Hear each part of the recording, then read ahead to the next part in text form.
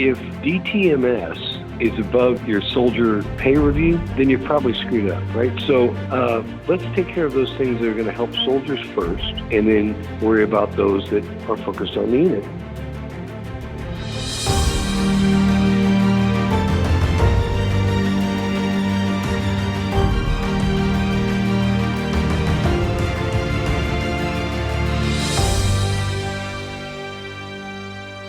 Hello, fellow leaders, and welcome to the Military Leader Podcast, where you can find conversations with today's most successful leaders. I am Andrew Stedman, and I want to thank you for joining me today and for tuning into the Military Leader Podcast and making it a part of your leader development journey. You know, a little background, I started this podcast really with the idea that I would share some of the great conversations about leadership that I was fortunate to have in my career with mentors who have invested in me and my leader development. And I kind of think that these are conversations that leaders should be having throughout their career, and that should be happening really on a regular basis. So hopefully you're getting that in your career. And if not, then maybe the Military Leader Podcast can provide a little bit of that insight for you that you might be missing. So you can find this episode and lots of other leader development content at themilitaryleader.com. If you haven't checked it out, head over. Connect on Facebook and Twitter and LinkedIn. Become a part of the conversation. Throw out your own ideas about leadership. Challenge some things that some of the guests are saying. I appreciate any engagement and feedback that you might want to get into. So today I'm very happy to bring Brigadier General Ross Coffman to the podcast. General Coffman is the current Deputy Commander of the 1st Infantry Division and is a mentor of mine. Interestingly, though, he's a mentor who I knew for a couple years before even getting to meet him in person. Yeah, in 2014, he reached out on Twitter and established a mentor relationship with me and began investing in my own leader development, which I truly appreciate. And then I finally got to meet him in person last year in 2017 before I took command. But General Coffman is the type of person who continually invests in others and invests in the profession.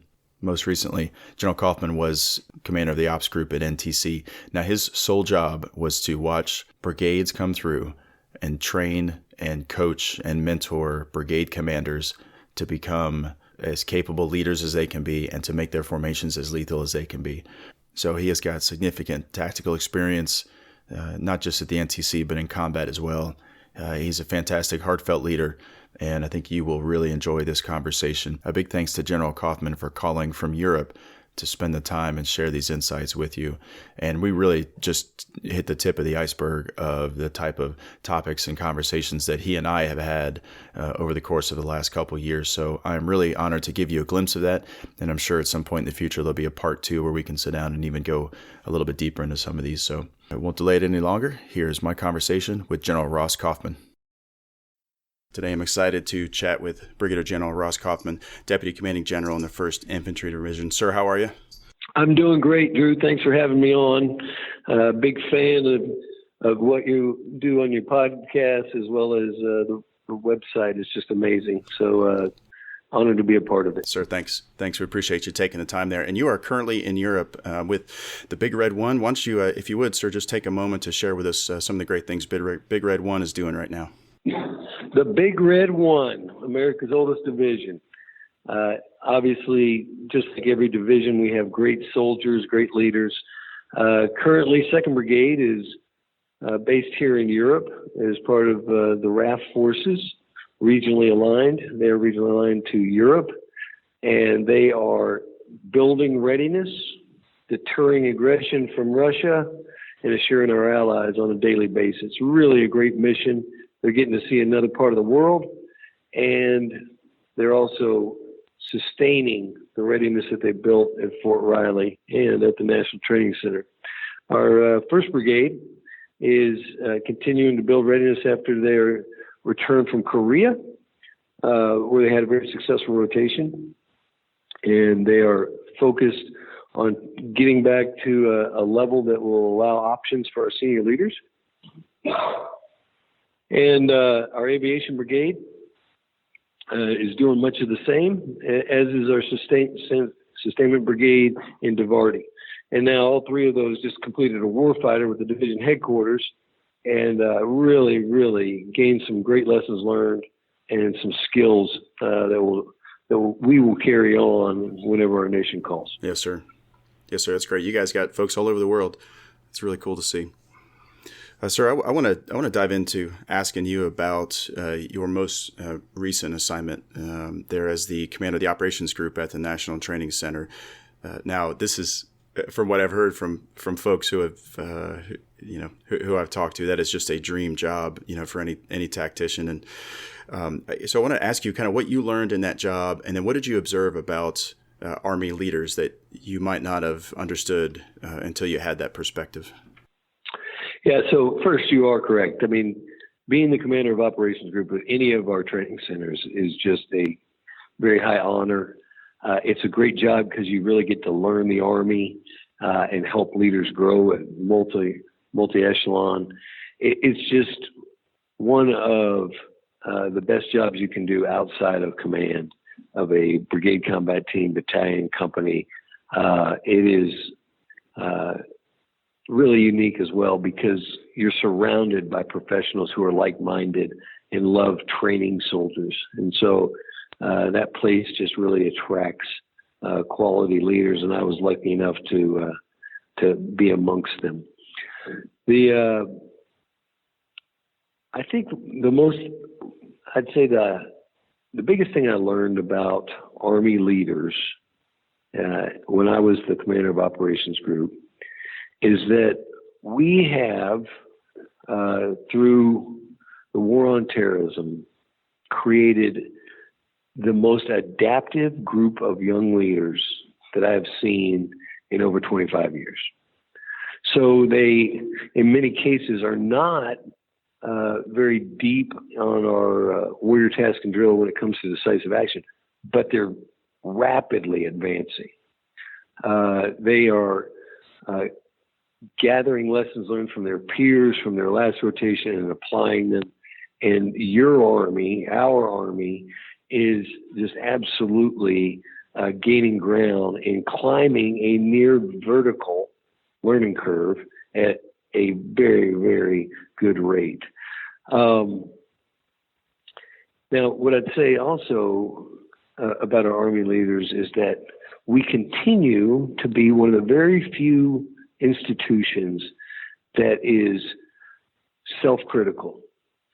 And when we go through our after-action reviews, and our culture we have maintained our culture through all these years of war, that a leader can be called out in front of his or her subordinates about a decision that he or she made that was incorrect or that could have been made better. And we take it, we relish it. And our leaders really have the ability to take those lessons and then improve in a rapid fashion.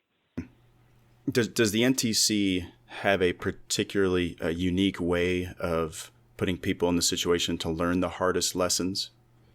Well, I think the NTC does it exceptionally well, and so do the other training centers. We pride ourselves on never giving a brigade a problem that it can't solve, but maintaining constant pressure. So creating the environment as close to combat as we can, and that's done through an exceptional OPFOR there in the 11th ACR that just maintains pressure 24/7 on that unit from the time they get there till the time the training is complete. We have exceptional simulation tools that allow us to replicate in the artillery, which we've doubled. We've brought in fixed-wing aviation to attack. We have air defense assets. We have electronic warfare, enemy drones.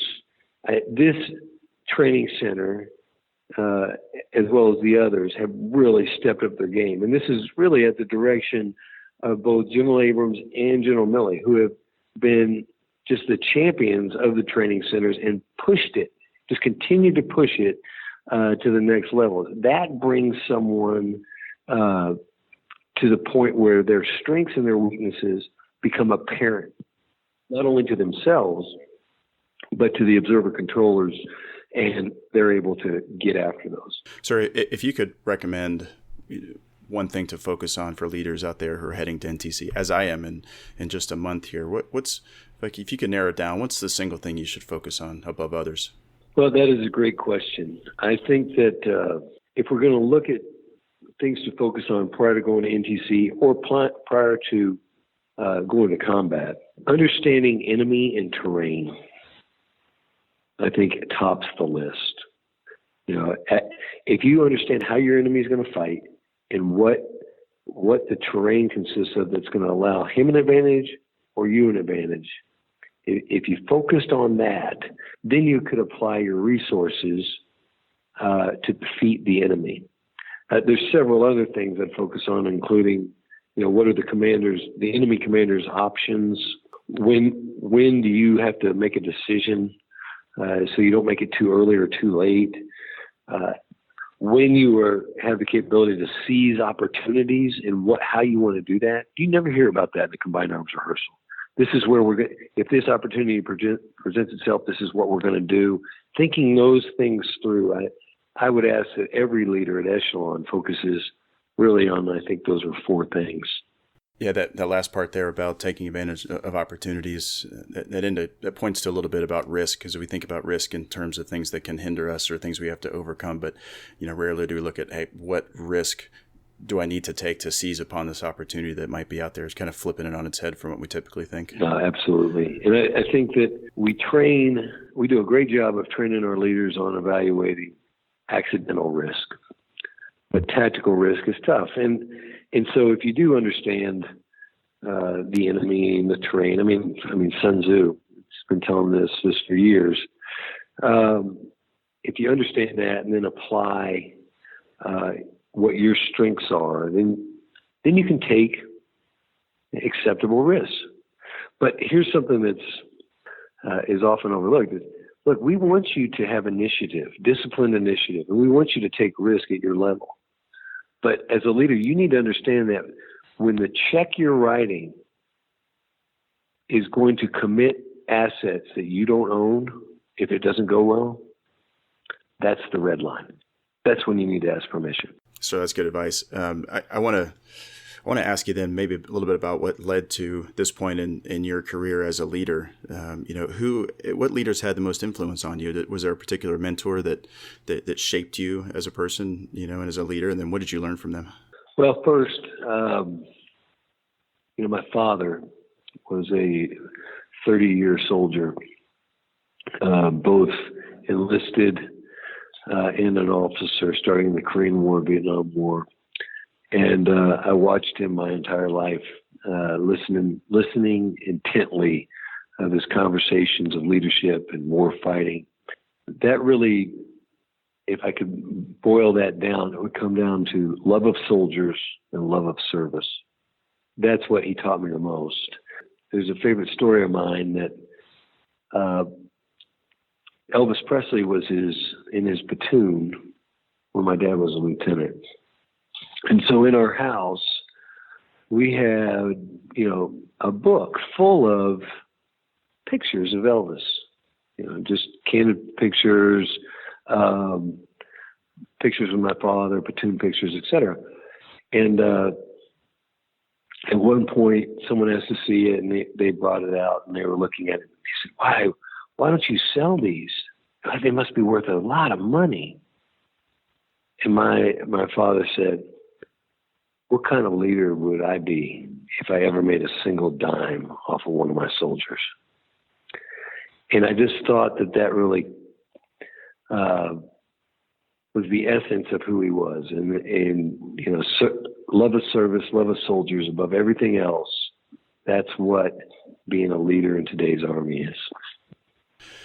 That concept of love has been written about in the last couple of years, and people go back and forth about how to define and how to describe it. Some people think it's a little bit of a soft way to approach leadership in a combat arms unit, but clearly you don't think so. I mean, how would beyond that story, like, how do you define loving your soldiers now for the contemporary Army leader?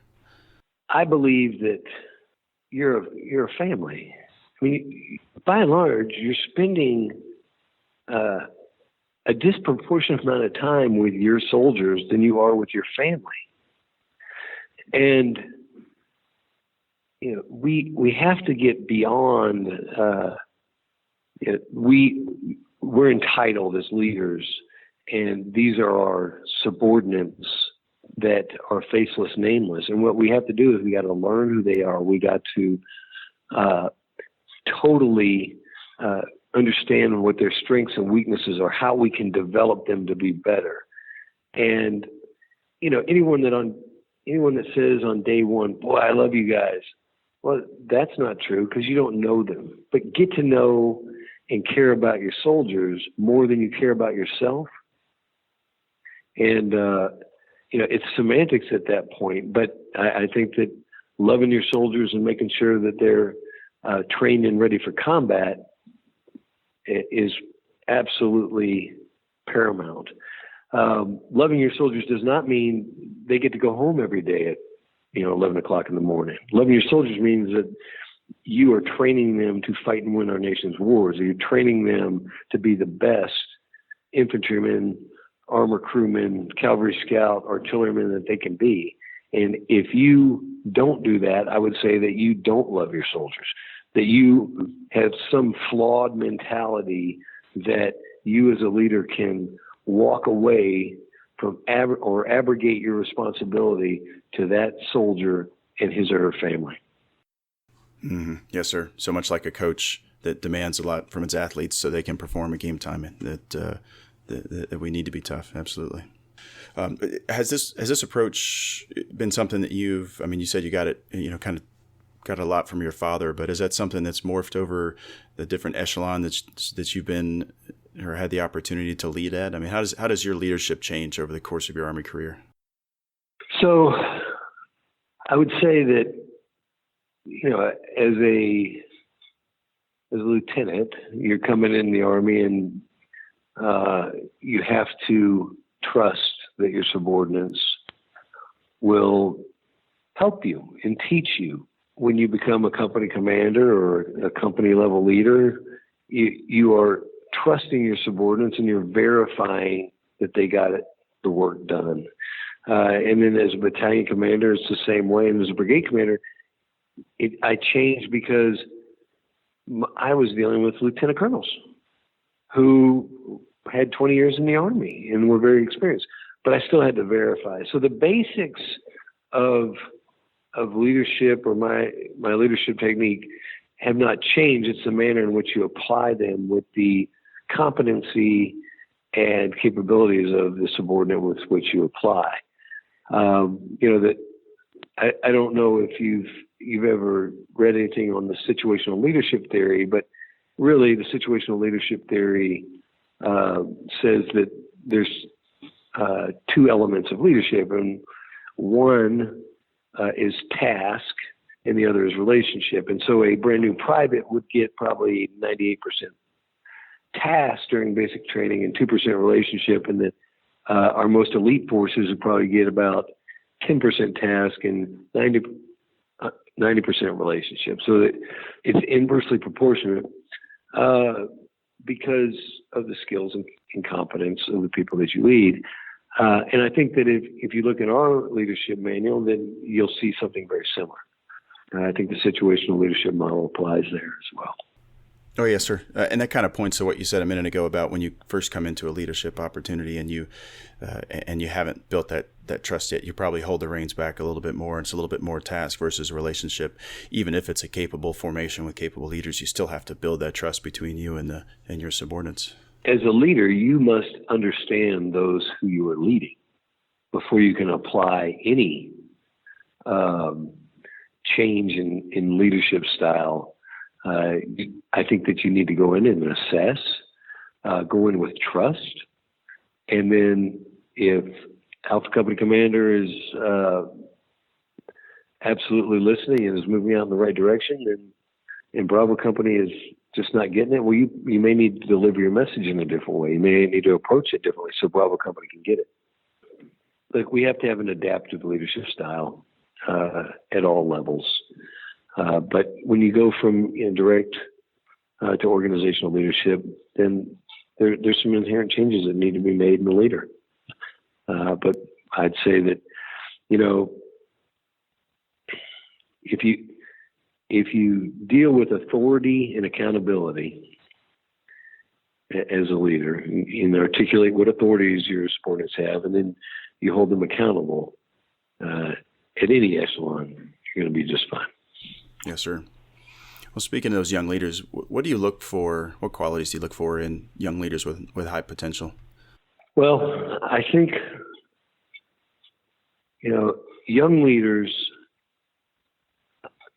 the first thing that normally stands out is their energy level. But that's not what I'm looking for. I want you to have energy, but that's not a telltale sign that says that you have extreme potential. But it does show that you've come to fight, right? I mean, you're ready to go. But I like the ability of a young leader to listen and then apply what he or she is being told. So one of the most amazing platoon leaders I had as a battalion commander, I went out and visited his training, and he said, I go, tell me what you're doing and why you're doing it. Why did you choose this training? And he brought out my priorities. And he said, well, sir, these are your priorities, and this is how I am nesting with these to get after your priorities. This is a second lieutenant. I mean, I immediately knew that this young man would be a battalion commander or beyond. I mean, it just snapped right to me. And it's, Malcolm Gladwell blink. I mean, I've seen thousands of leaders. I mean, this kid I knew right off the bat. So, but, there's some other things you look for. Are they humble? Do they care about their soldiers? Are they confident? Can they communicate? But all those things can be taught. And do you develop leaders or do you teach leaders? I'm in the development camp, but through that there's learning, so there's teaching, and so I think you develop leaders in each of those areas. But that's really what I look for. Yes, sir. I do want to ask you about your time as a brigade commander down there in Ready First at Fort Bliss, and specifically, your effort to use the podcasting and social media as part of your leader development strategy. Can you talk us through how the Ready First podcast came about and what effect you were hoping to achieve with the professional development in the brigade? Absolutely. When I took the brigade, it just returned from a deployment, very coin focused by design, highly trained in that. But we had to change towards a decisive action unit. And so what I discovered was that leaders at Echelon had not done that in their current job or the job before. So we needed to quickly educate the leaders and certify the leaders so that they could train their subordinate units. And so we were having professional development sessions often. I think we were in weekly, and then we went to bi-monthly. And then that continued until we started our training cycle. And it dawned on me after about the first 2 months of the training cycle, there's still more leader development that needs to be done. But everyone, as a brigade goes in a training cycle, they're everywhere, and there is no good time, right? You're going to miss people. And so I started to rack my brain like, okay, well, what medium do I have to reach people that, I can ensure that this is going to happen? So at first I thought, okay, well, I'm going to just send out slides and maybe some notes. Okay, I'm going to send an article out, and then we'll talk about it. We'll have a group chat or a blog, and we'll just all talk about it. It just wasn't scratching the itch. And so I I came up with the idea to make videos and put those out on a weekly basis to talk about the topics that I felt we were lacking in. So we also used it. One of the things I'm most proud about is as we went through company lanes, after the first company went through, okay, these were all the lessons learned. These are the things that this company did well. These are things that need to improve on. This is shoot, move, communicate, sustain, both during planning, preparation, and execution. And then I pushed those out to the company commanders. And now I'm at 37 company commanders. So one just went through, got the AAR from me in person, and now the other 36 can quickly gather that information. And so that's how it started and kind of where it morphed into. So would you record the AAR then, or just your notes from that AAR and then send it out? Just the notes. The AARs were recorded, but those went to the company commander and the battalion commanders, as I recall. And did you, I'm curious at what level of priority this got, because I think you personally, I assume, wrote the script for each one and took the time to record it. I mean, this is several hours out of your week to prepare and then publish these videos, was it not? It was quite time consuming, and the weak link in this whole idea was me. So I'd come up with a script, and then we'd have it all set up, and sometimes it's at early in the morning or at lunch, but many of them I couldn't get through in a single take. So you're doing multiple takes, which takes longer, and then it increases the editing. But some of my, like I shot a couple from my Humvee, and I'm sitting there with the Kevlar on, and like I haven't slept in 24 hours, but I just wanted to get the information out, and I think leaders need to do that.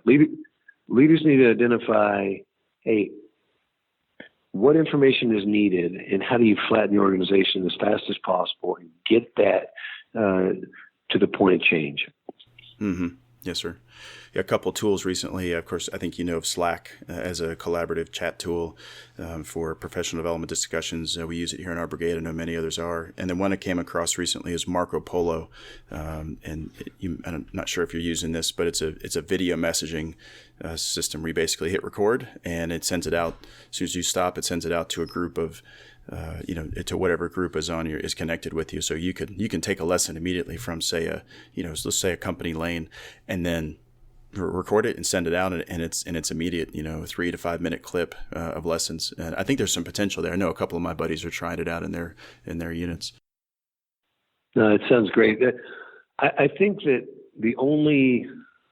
if I had to make a change other than getting a stunt double to play me, what I would have done is I would have followed it up with written notes, because the video is great, but if you shoot out notes and someone's watching the video and they can kind of make notes as they go, they can always refer back to the video, but that's what I would have done differently.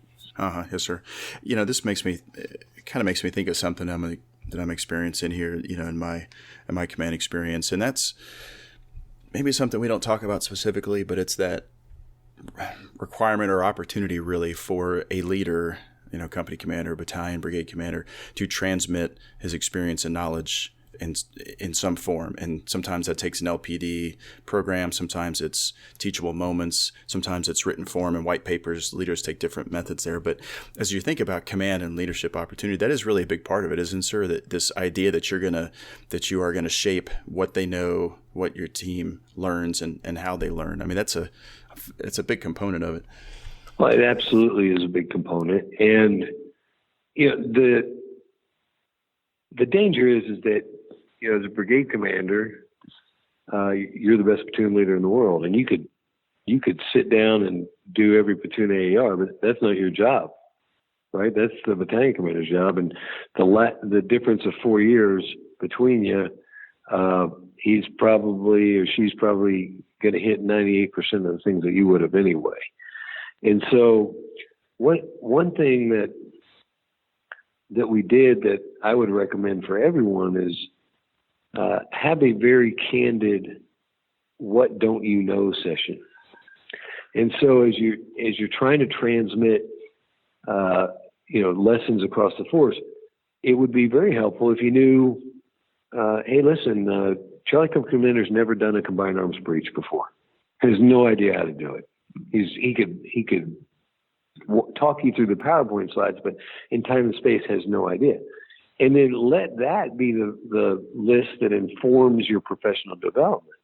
And once you have that list, stay on it, prioritize it, and stay on it, ensuring that you're covering all of this. And let's say that it was only one battalion commander that had actually never fought at the National Training Center. I'll use that as an example because we get that a lot. Okay, well, hey, brigade commander, during LTP, why don't you take that battalion commander around and stand on a piece of ground and explain what that terrain is going to do and the tyranny of distance. We see people going from light forces to motorized or mechanized forces and back. So you may have someone who grew up on strikers had never been to JRTC. Okay, well, what's that? What's the difference there?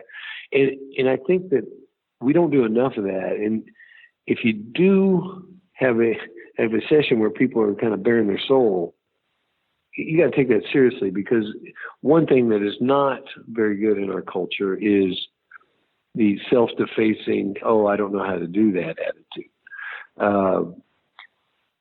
We're all, oh yeah, absolutely. I'm ready to conduct a deliberate attack. I know exactly how to do it. I watched a movie. So no, you don't, and your graphic control measures are going to be in the wrong spot, et cetera.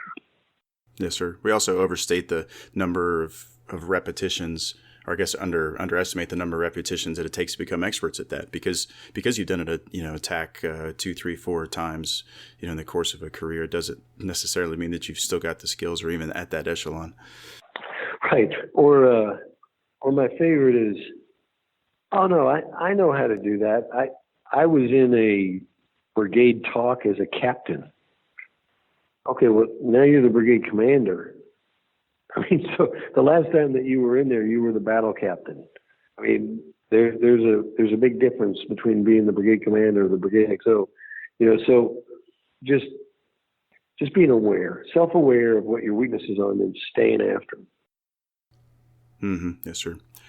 And then somewhat related to the podcast there, sir, is, the engagement on social media. And you've been quite, prolific at sharing your thoughts and sharing resources on social media for the past several years. What would you say to the leaders who are maybe a little bit skeptical, or maybe they just don't know about the advantages or how they should conduct themselves online? Well, first, I think that we all just need to come to grasp with the idea that we need to engage our subordinates in a manner and a medium that they're comfortable with, right? So if someone has to be uncomfortable in the development process, it probably shouldn't be the junior. It should probably be the senior. So what I'd say is, get out of your comfort zone and listen, you're going to make mistakes. You're going to, not truly understand some of the jargon or what's available to you, but it's all for them. And as long as you can convey thought, and they'll tell you how to make it better. And so I'd say absolutely we should engage on every medium we can find that's going to reach someone that is subordinate to us and make them better. And look, it doesn't have to be a video. It doesn't have to be a blog. It can be as simple as a Twitter post. And it could be a retweet of something else and say, hey, ex-battalion leaders, read this. I want to talk about it next week. That's using social media. We need to be comfortable using communication in whatever way is going to work for our subordinates. Yes, sir. Before we wrap up here, sir, I want to ask you 2 questions. The first is, about the junior leader. So I'm thinking of the company commander and the first sergeant team that are out there. And, as you know, much of the Army ends up coming down on that first level of command that we have. And they have a ton of systems they have to plug into and a ton of things that become priorities. What advice do you have? And what advice are you giving to your 1st Infantry Division company commanders and first sergeants as they handle the challenge that they're facing today? Okay, so this is the best question you've asked me since the interview started. Everything comes down on the company commanders. Divisions commanders know this. Senior leaders across the Army know that, and they're trying to crack this problem. And so it comes down to a couple things. Number one, figure out what is important to you and your boss, and then prioritize them, and don't do anything else. And that's really easy to say, right? Yeah, well, no kidding, I could have come up with that. It's like, arms rooms are important. I understand arms rooms are important. But then go to your boss and say, look, on my list of things that are important, here they are. And these are all the administrative areas. And so if DTMS is above your commander's financial transactions, your soldier pay review, then you're probably screwed up, right? So let's take care of those things that are going to help soldiers first, and then worry about those that are focused on the unit. Is DTMS important? Well, absolutely. We have to plan training. We have to get that out there. But if you're not, as a commander, reviewing your soldiers' pay, well, that has impacts beyond training. It has impacts to morale and welfare of families. But have that conversation. The next thing that we've got to do when it comes down to company command, look, I am a huge believer in heritage months. I mean, I think that it is absolutely incredible. We celebrate diversity in our country. We celebrate diversity in our Army. So we'll have a certain heritage month in January. If I was a company commander, a battalion commander, a brigade commander, I'd say, in addition to that, this is Arms Room Month. In January, we're all going to fix our arms rooms and work through those.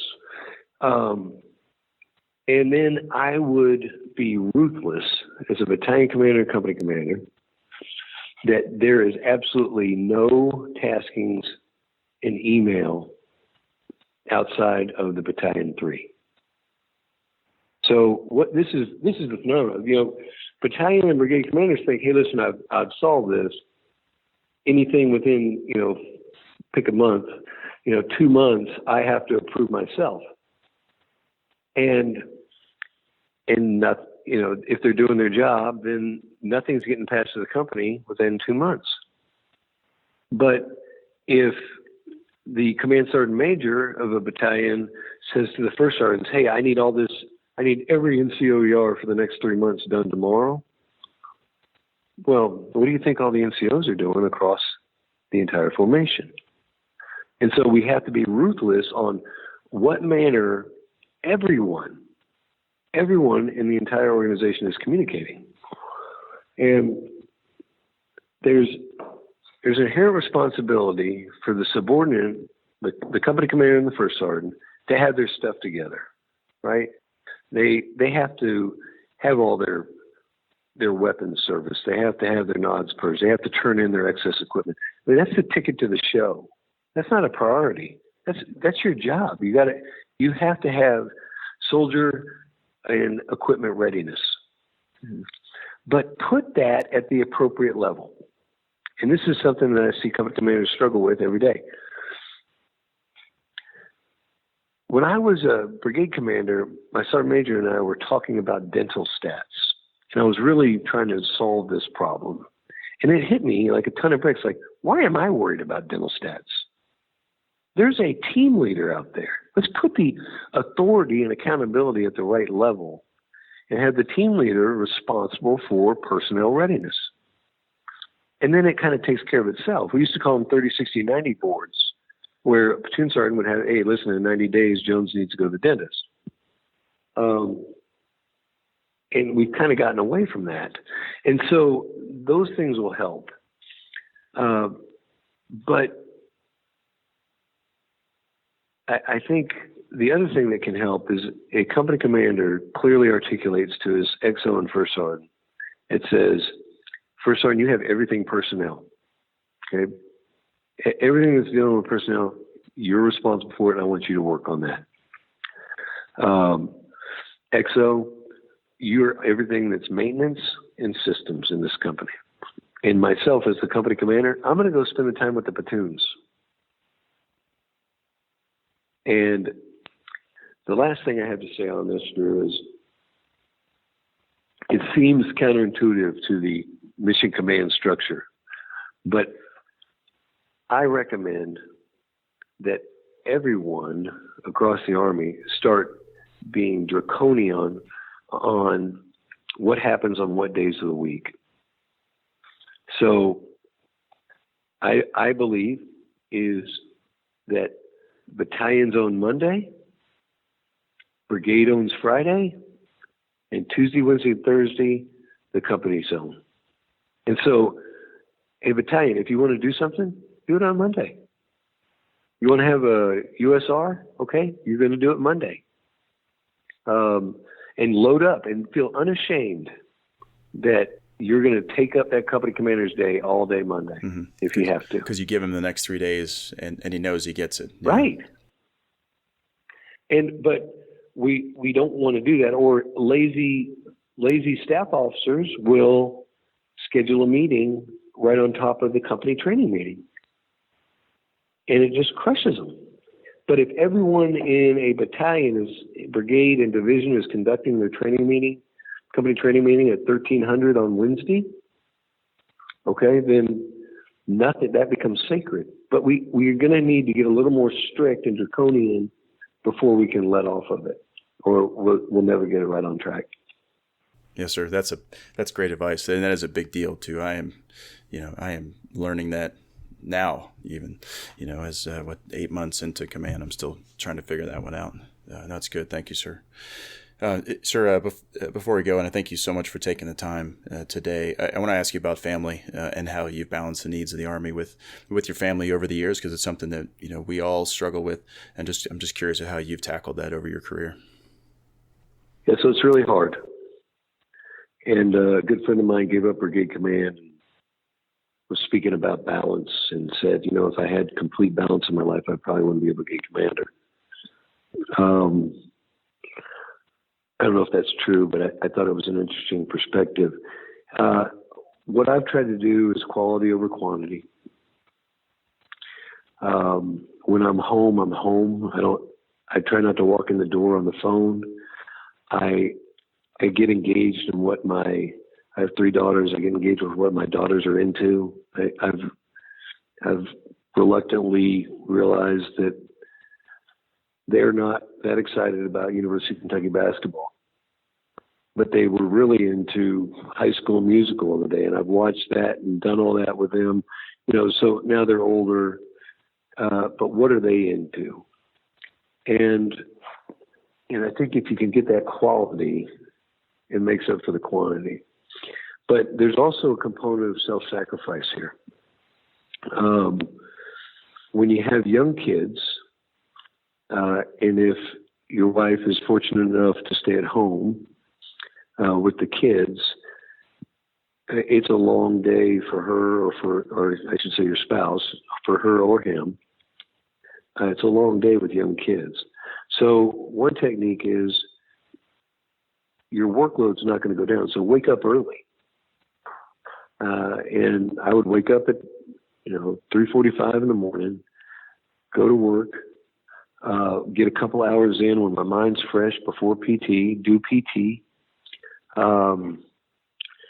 Then if I'm close enough and lucky enough to come home, see them off to school, go back to work after a shower, then spend the day in meetings. And then I had a contract with my wife.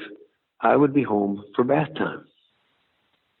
And so by that time, she needs a break, and I'm there.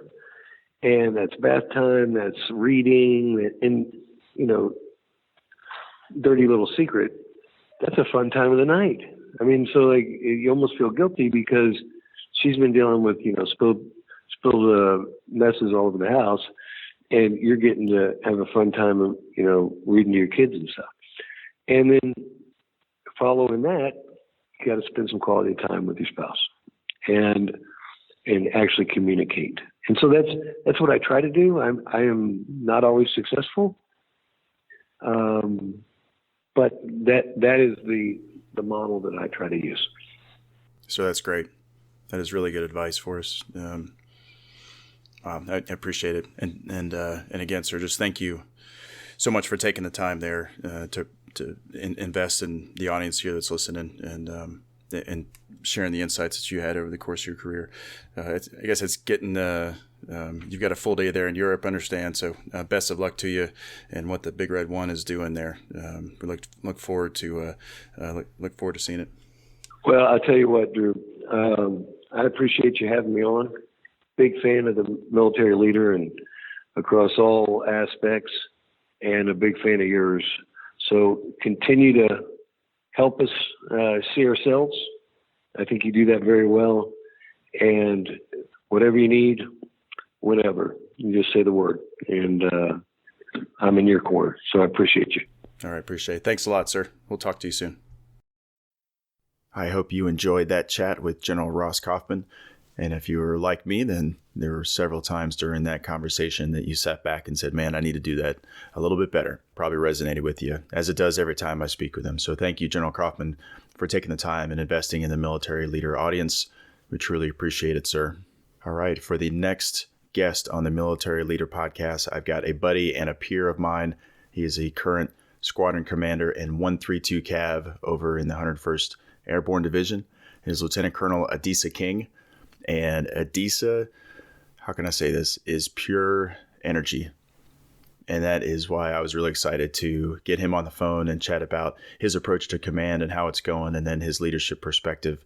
I'm going to give you a little glimpse of that right now, and I think you will get excited because in his interview he brings some energy and some passion, and you just want to jump out of your seat and go follow him anywhere. So here's a little glimpse of next week's conversation with Adisa King.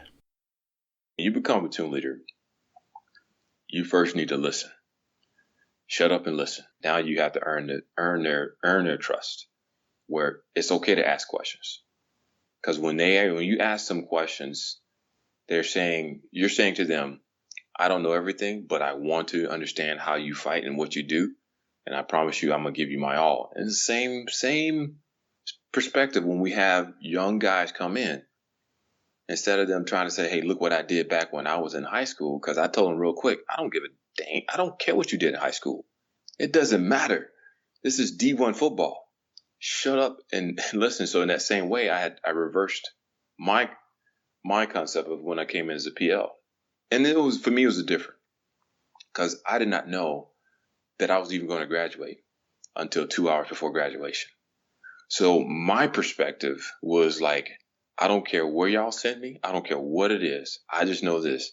I'm a second lieutenant, and the Army has given me opportunity, and I'm not finna waste it. So my perspective as a lieutenant was like, hey, they want me to go this way and jump this high. Roger that.